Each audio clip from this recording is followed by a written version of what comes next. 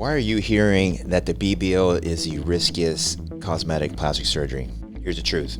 There are studies that show that it is quite dangerous. And the cause of the danger is that fat that's transferring into the butt area can get into the deep vessels of the leg, and it's called a fat embolus, and that fat embolus will go up our vasculature, up into your lungs, and then clog it off, and then you die. Yeah, you die. Extremely terrible complication. Anybody going to cosmetic surgery doesn't want to die. It's not from the anesthesia. It really comes down to the surgical procedure. So, the fat transfer to the gluteal area has been done for probably over a decade now. Not uncommon. Unfortunately, it's really taken off in the hands of non-plastic surgeons, surgeons who have are a little more aggressive in their techniques of gluteal augmentation with fat. And so it comes down to anatomy. That's really the safety of it. It's just the anatomy. And that the fat, when you put it in the muscle, that's kind of what we call the danger zone. And there's certain anatomical locations where the deep vessels are, and if you get too close to them, the fat can actually enter these large vessels, and that's where you get these fat emboli.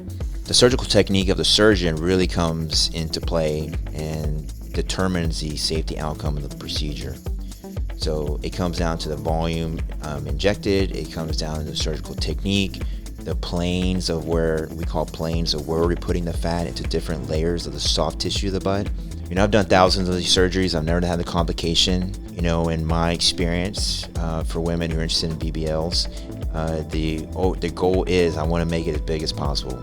That's always their request is how much fat will take. Everyone's currently like, I want all my fat to take. It doesn't work like that. You can't expect all the fat to take, but they want is maximum volume, right? So it's very common that you put as much fat you can into the butt, and at some point it comes out the same hole you put it in. You got to close it off, and that's kind of my technique: is put as much as I think is safe, and then close the hole, and then that's it. The technique of where you put the fat, that's extremely important. So the idea is you want to put the fat where there are no big vessels. You want to put in the fat where it's in the soft tissue and not in the muscle. That's a big learning point, is that the fat goes above the muscle, it goes in the fatty tissue, and it goes under the skin.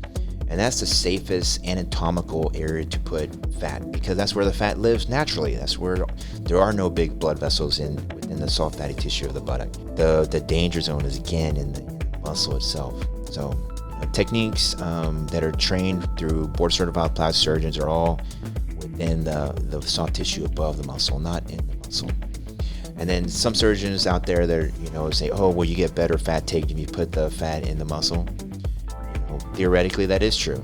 You have more blood vessels, you have more circulation to support the fat transfer, and theoretically you will get more volume enhancement of the muscle itself, which you might have more fat take.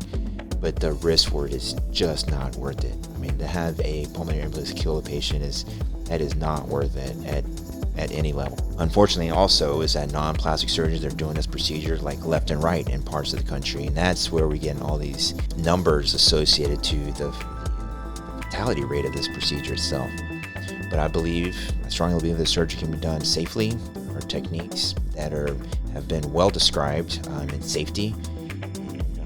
Women can get an acceptable result for augmentation, but just make sure you're visiting and working with a board-certified plastic surgeon who is trained to do these procedures and understands anatomy and is very concerned about the risk and safety of the procedure and the outcome itself. I hope you learned something. It's a great topic. Don't forget, like and subscribe. Give me a follow, and stay tuned for more.